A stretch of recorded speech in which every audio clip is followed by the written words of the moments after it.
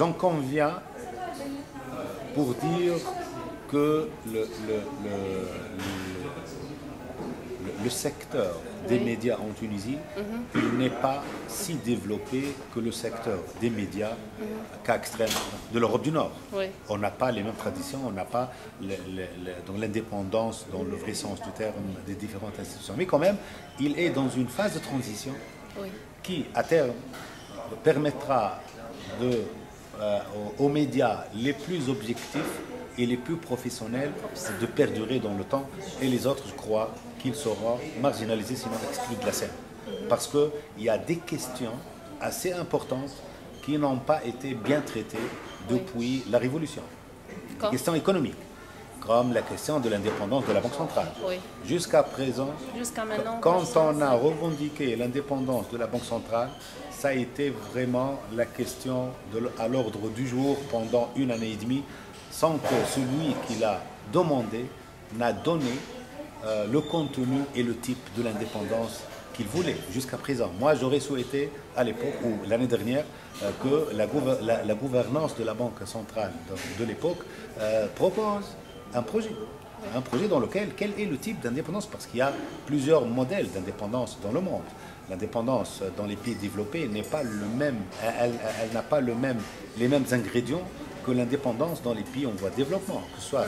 Et la différence, les cas historiques très connus sont ceux du Brésil et donc de l'Argentine pour les pays en voie de développement, et pour la France, l'Angleterre et l'Allemagne pour les pays développés.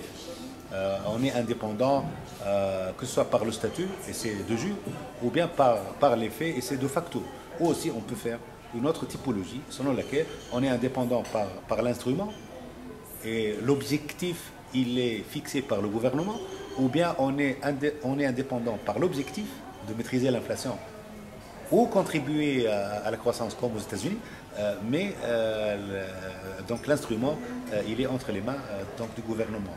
Mais la Banque centrale, je crois, l'année dernière, était parmi les banques centrales les plus indépendantes au monde, parce qu'elle est indépendante aussi bien au niveau de l'instrument qu'au niveau de l'objectif.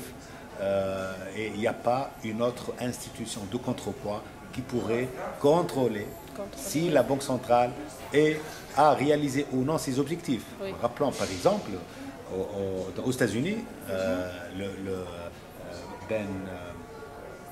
Bernanke, comme l'équivalent du gouverneur de la Banque centrale américaine, Federal Reserve Bank.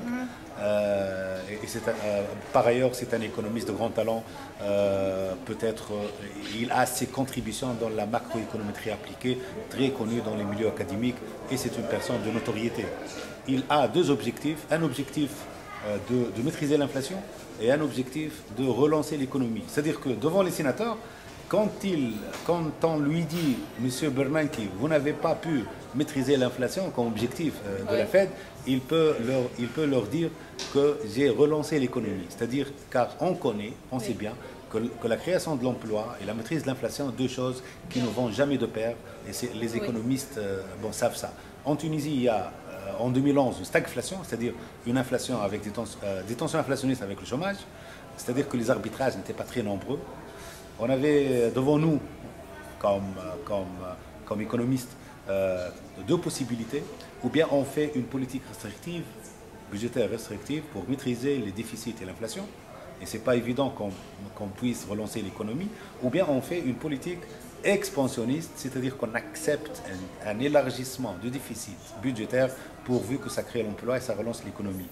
Ce déficit-là était dans les conditions de la soutenabilité de la politique budgétaire, reconnu d'ailleurs par les hauts techniciens du FMI. Ceci n'a pas passé par les médias.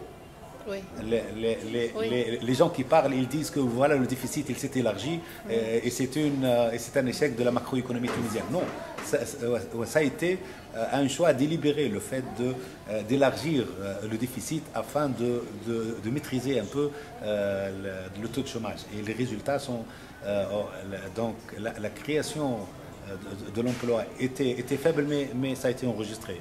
Et le passage de la zone rouge, comme je disais tout à l'heure, à une zone plus ou moins verte, donc on ne peut pas donc dire le contraire.